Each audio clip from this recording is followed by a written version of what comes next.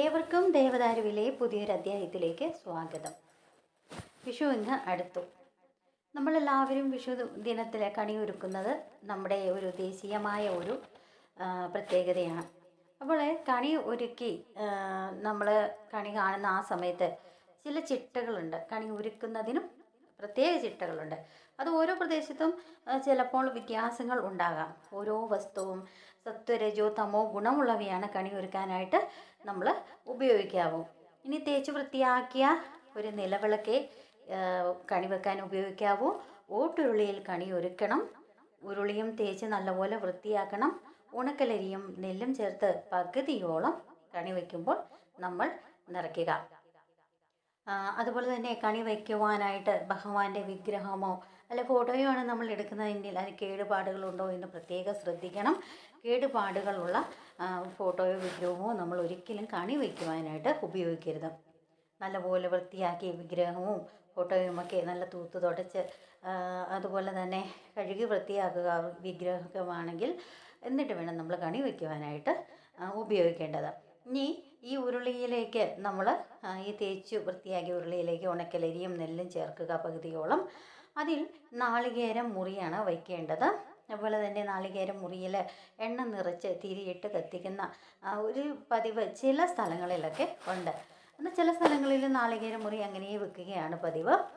ഇനി സ്വർണ്ണവർണ്ണത്തിലുള്ള കണിവെള്ളരി ഇതിനോടൊപ്പം വയ്ക്കണം. കണിയായ നമുക്കറിയാം കണിവെള്ളരിയുടെ ഒരു സമയമാണ്. അതുകൊണ്ട് അതിന് നമുക്ക് കണി വയ്ക്കുമ്പോൾ ഏറ്റവും ഒരു ഇമ്പോർട്ടൻ്റായ കാര്യവും കണിവെള്ളരിയാണ്. അതോടൊപ്പം ചക്ക, മാങ്ങ, കദളിപ്പഴം എന്നിവയാണ് പിന്നീട് വയ്ക്കേണ്ടത്. ചക്ക ഗണപതിയുടെ ഇഷ്ടഭക്ഷണമാണെന്നാണ് പൊതുവെ ഒരു വിശ്വാസം. മാങ്ങയാണെങ്കിൽ സുബ്രഹ്മണ്യനും കദളിപ്പഴം ഉണ്ണിക്കണ്ണനും പ്രിയമാണ്.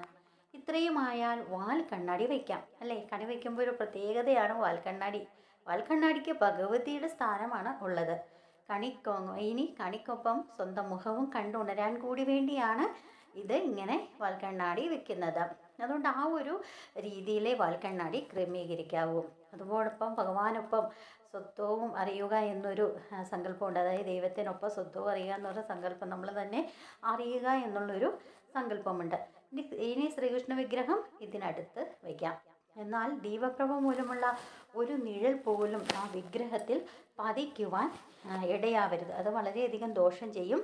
അതുകൊണ്ട് തന്നെ വിഗ്രഹം അതനുസരിച്ച് വേണം നമ്മൾ വളരെയധികം ശ്രദ്ധയോടെ വയ്ക്കുവാനായിട്ട്. നിഴലൊരിക്കലും പതിക്കരുത്. അതുപോലെ തന്നെ തൊട്ടടുത്ത താലത്തിൽ ഒരു കോടിമുണ്ടും എന്തെങ്കിലും ഒരു ഗ്രന്ഥവും നാണയത്തുട്ടുകളും സ്വർണവും വയ്ക്കുക.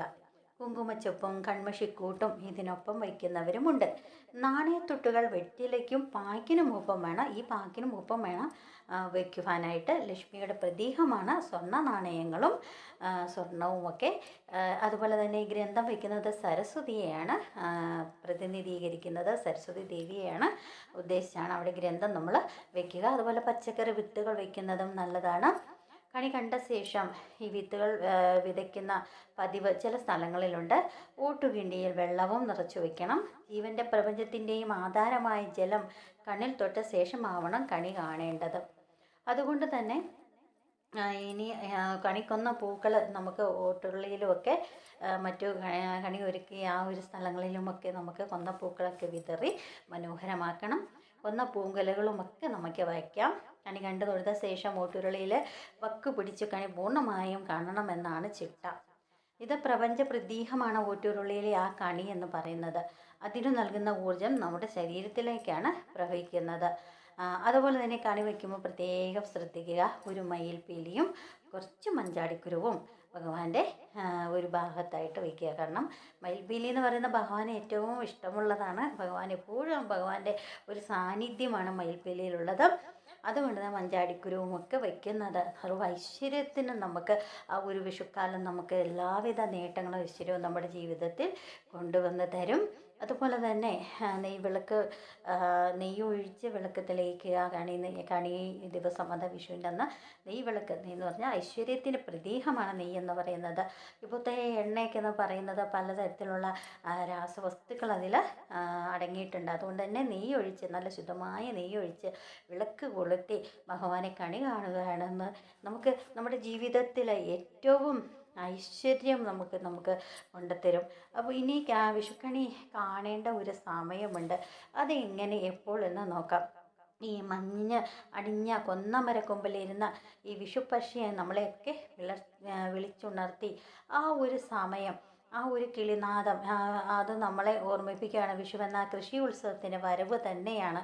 അതുകൊണ്ട് തന്നെ പിന്നെ ഈ പൂജാമുറിയിൽ ആ ഒരുക്കുന്ന ആ ഒരു പിന്നെ വിളക്ക്, സർവ്വ ഐശ്വര്യങ്ങളും ഒക്കെ അടങ്ങിയ വെറ്റിലയും പഴുക്ക നാളികേരവും കസവുമുണ്ടും സ്വർണ്ണമാലയും സിന്ദൂരച്ചപ്പും വൽക്കണ്ണാടിയും ചക്കമാങ്ങ തുടങ്ങിയ വീട്ടുവളപ്പിലെ എല്ലാവിധ പഴവർഗ്ഗങ്ങളും പ്രകൃതിയുടെ, അതുപോലെ പഴവർഗ്ഗങ്ങൾ വെക്കുമ്പോൾ പ്രത്യേക ശ്രദ്ധയെ കേടുപാടുകളുള്ള ഒരു പഴവർഗ്ഗങ്ങളും പച്ചക്കറികളും വിഷുവിന് വയ്ക്കുവാനായിട്ട് പാടില്ല. ഇതെല്ലാം അടങ്ങിയ ആ ഒരു കണി കാണേണ്ടത് എപ്പോഴാണ്?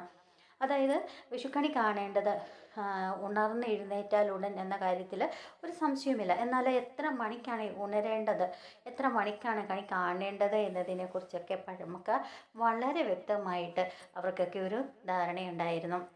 വിഷു ദിവസം മാത്രമല്ല, എല്ലാ ദിവസവും ബ്രാഹ്മമുഹൂർത്തത്തിൽ ഉണർന്ന് എഴുന്നേൽക്കണമെന്ന് അഷ്ടാംഗ ഹൃദയം പോലെയുള്ള ആയുർവേദ ഗ്രന്ഥങ്ങളിലൊക്കെ പറയുന്നുണ്ട്. ബ്രാഹ്മമുഹൂർത്തത്തിൻ്റെ പ്രാധാന്യത്തെക്കുറിച്ച് വേദങ്ങളിലും പുരാണങ്ങളിലും ഒക്കെ പറയുന്നുണ്ട്. ഈ ബ്രാഹ്മമുഹൂർത്തം കൃത്യമായി എപ്പോഴാണ് എന്ന കാര്യത്തിൽ വ്യത്യസ്തമായ പല അഭിപ്രായങ്ങളുണ്ടെങ്കിലും സൂര്യോദയത്തിന് മുൻപ് 48 മിനിറ്റിന്, അതായത് 2 നാഴിക മുൻപ് 48 മിനിറ്റാണ് ബ്രാഹ്മമുഹൂർത്തം എന്നാണ് പൊതുവെ പറയപ്പെടുന്നത്. ഒരു മുഹൂർത്തം എന്നാൽ 48 മിനിറ്റാണ്. ഇങ്ങനെ 24 മണിക്കൂർ ദിവസത്തിൽ ആകെ 30 മുഹൂർത്തങ്ങൾ. പകൽ 15, രാത്രി 15, ഇങ്ങനെ രാത്രിയിലെ 14ാമത്തെ മുഹൂർത്തമാണ് ബ്രാഹ്മമുഹൂർത്തം. അതായത് സൂര്യോദയം 6 മണിക്കെങ്കിൽ പുലർച്ചെ 4:24 ബ്രാഹ്മമുഹൂർത്തം തുടങ്ങും. 5:12 അവസാനിക്കുക. വിഷുക്കണി കാണുന്നതും ഈ ബ്രാഹ്മമുഹൂർത്തത്തിലായിരിക്കണമെന്നാണ് പറയുന്നത്. അത് അത്രയധികം നമ്മുടെ ജീവിതത്തിൽ സമൃദ്ധിയും ഐശ്വര്യവും ഒക്കെ ആ ഒരു സമയത്ത് കണി കണ്ടാൽ നമുക്ക് വന്നെത്തും. അതുപോലെ തന്നെ പ്രകൃതി തരുന്ന ആ സമ്പൽ സമൃദ്ധി മുഴുവനും ഒരു ഓട്ടുരുളിയിലാക്കി ഐശ്വര്യം പ്രാർത്ഥിച്ച് നമ്മെ കണി കാണിക്കുന്ന ആ കാരണവന്മാരെ നമുക്ക് നമ്മുടെ മുറക്കാരെയൊക്കെ വിളിച്ചു വരുത്തി കൈനീട്ടം നൽകുന്നത് വിഷുവിൻ്റെ ഒരു പ്രത്യേകതയാണ്.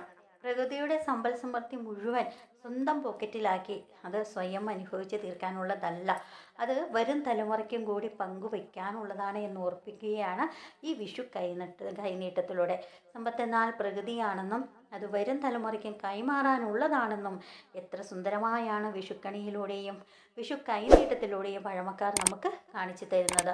ഓരോ വിഷുവും നമ്മെ ഓർമ്മിപ്പിക്കുന്നതും പ്രകൃതിയോടും തലമുറകളോടുമുള്ള കടപ്പാട് തന്നെയാണ്. അതുകൊണ്ട് തന്നെ എല്ലാവർക്കും ഒരു പുതുവർഷം അല്ലെങ്കിൽ ഒരു നല്ലൊരു വിഷു ആശംസ നേരുകയാണ്.